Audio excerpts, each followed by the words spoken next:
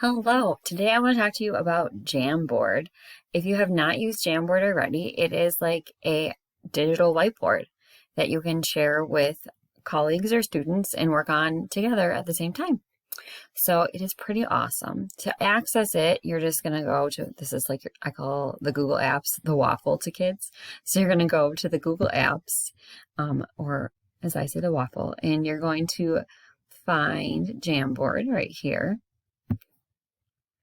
And you can, I have my created ones here, and you can start a new one as well. And you just do that by hitting the plus sign at the bottom right here to make a new Jamboard. And this, right now I'm on page 1 of 1, but you can go through and add pages by just clicking, it'll add pages. And you can use it in multiple ways. There's a bunch of different tools. There's a pen, eraser, your selection mouse tool, sticky notes, and you can choose the color of the sticky note. So I'm just going to write hi on here and pick a color. So there's a sticky note. There is a button to insert images. So you can click on here and you can upload an image, take a picture with a camera. You can use Google Images and search for one, insert from your Drive, insert from your Google Photos. So there's tons of options there. There's also some shapes.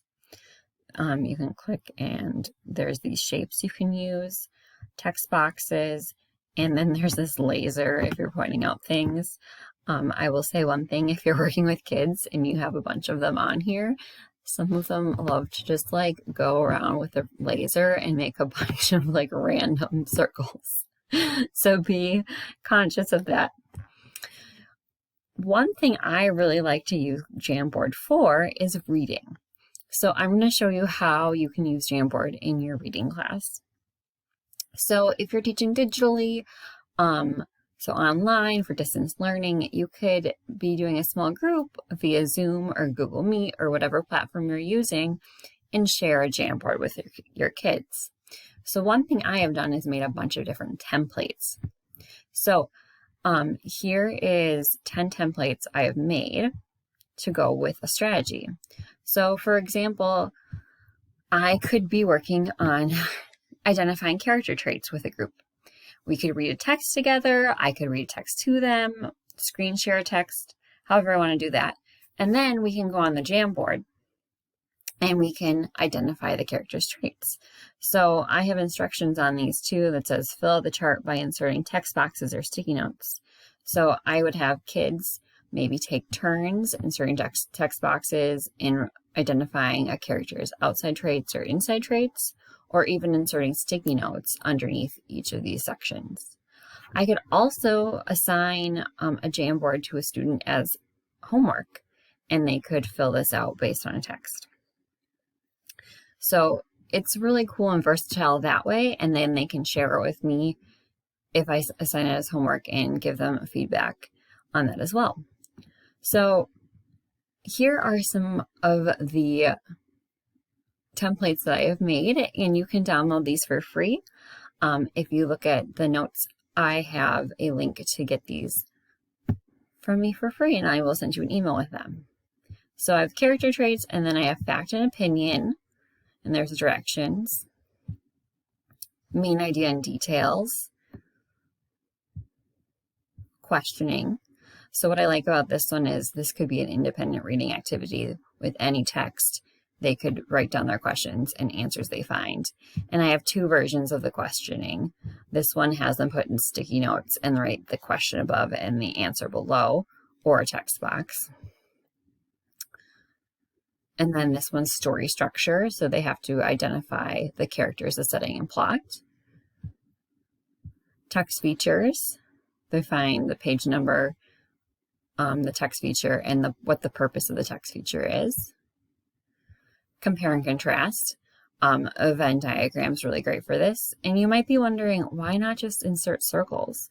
Why put them into a background?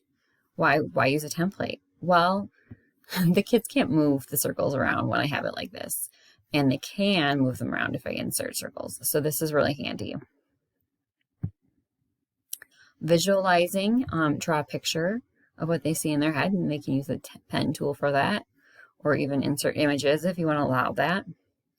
And the last one I have is notes. So just taking notes, and this could be used for a writing activity, research, reading in general. You can use this in many different ways. If you like this resource and want to give it a try in your own classroom, just check out the link in the notes, and you can get a free copy.